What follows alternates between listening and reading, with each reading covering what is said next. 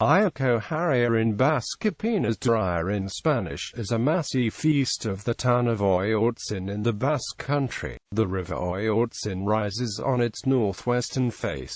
The range is very popular with the inhabitants of the area. Other neighbouring towns are Irun on the north and Lesaka on the east. The massif comprises three summits extending 4 kilometers north to south in a row, namely Irun, Tekshamaru and Ewalbide. Its characteristic shape can be made out approximately from as far as Bayonne, the massif being dubbed the face of Napoleon on account of its similar outline, while its actual French name is Les Trois Garons. At its western foot, the mountain holds the site area related to ancient Oiartzun, with a network of mine corridors carved in the rock and put down to Romans. Some notable mountains around Aiako on the south, Jaskibble on the west and Laran on the northeast. Mythology. The mountain and the surrounding area, besides being dotted with abundant prehistoric vestiges, is home to numerous fairy tales and rich mythological beliefs.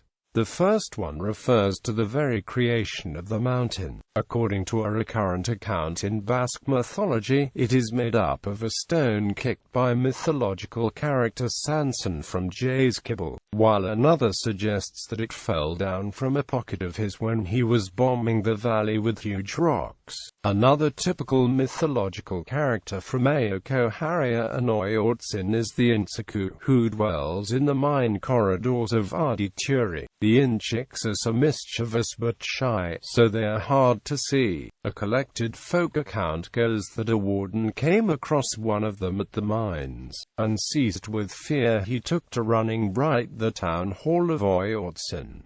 The warden reported the character to be half human, half Bataizu. Tradition credits them with the building of the megalithic monuments around. Geology. Besides being considered by some the westernmost tip of the Pyrenees, it stands out as a distinctive range of rocky prominences and gullies, otherwise uncommon. The conspicuous formations of Aiako Harria consist of a Paleozoic massif with some of the oldest materials cropping out currently in the Basque Country. Later orogeny pushed a mass of igneous rocks to the surface, so metamorphosing the superficial Paleozoic materials as it tore its way out of them, which yielded the present-day granitic landscape. The materials held by the mountain enticed the Romans to these reaches, who settled in the riverside town of Oiartzun with important port and factory vestiges unveiled recently. Ore was extracted from the Ardituri mines, largely silver-bearing galena and lead, aimed at the elaboration of different metallic instruments. The site standing for one of the most significant ancient mines in Hispania, second to Las Medulas mines in Leon, but matching in importance those of Cartagena or Rio Tinto. As late as the 5th century, the mines were abandoned by Romans, but were exploited in the Middle Ages for iron, spurring the construction of many foundries around.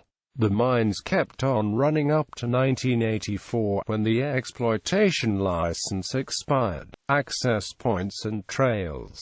There is a myriad of combinations and well-signaled trails. The PRG-20 route marked with yellow and white skirts all around the massif.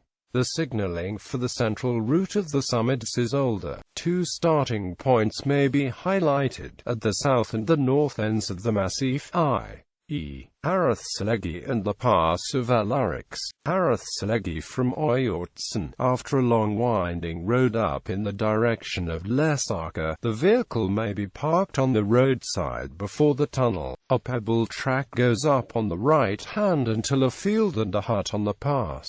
The trail heads north to the summits past a plantation of small trees in memory of dead Basque nationalist activists and militants. The trail opens its way out of grass patches and crooked passages, with clear signs all along. No climbing needed, although crawling is needed in order to overcome some obstacles. At one point, a tricky stretch must be passed where a ring must be grabbed in order to continue. After reaching the last summit of Irun, the landscape turns opener. Breathtaking scenery of the whole Basque coastline, lands, Basque Mountains and the Western Pyrenees. Keep northbound in a steep descent leaving behind the Jungle Cave on the right.